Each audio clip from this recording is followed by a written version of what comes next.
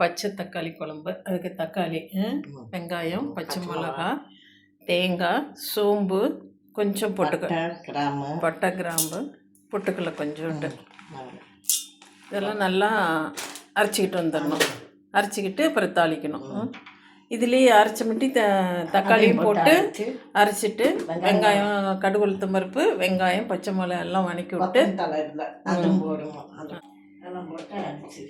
எல்லாம் போட்டு தாளிச்சிடணும். இஞ்சி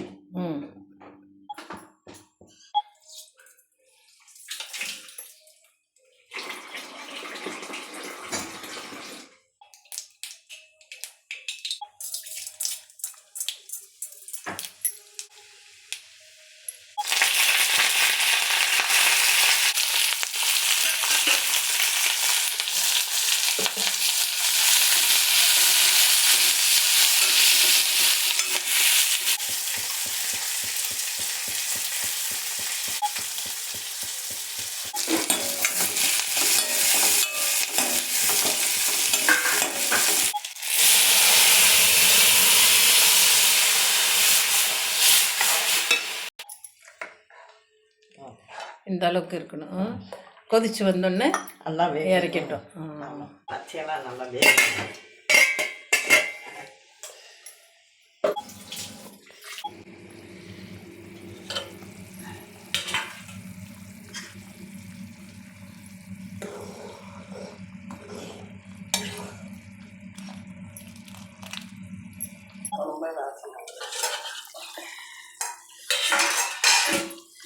குழம்பு நல்லா கொதிச்சிருச்சுங்க. நல்லா கம்மன்னு வாசம் வருது. சுவையான பச்சை தக்காளி குழம்பு. இது இட்லிக்கும் நல்லாயிருக்கும், சாப்பாட்டுக்கும் நல்லாயிருக்கும். செய்து பாருங்கள். பிடிச்சிருந்தா லைக் பண்ணுங்கள், ஷேர் பண்ணுங்கள், சப்ஸ்கிரைப் பண்ணுங்கள். தேங்க்யூ.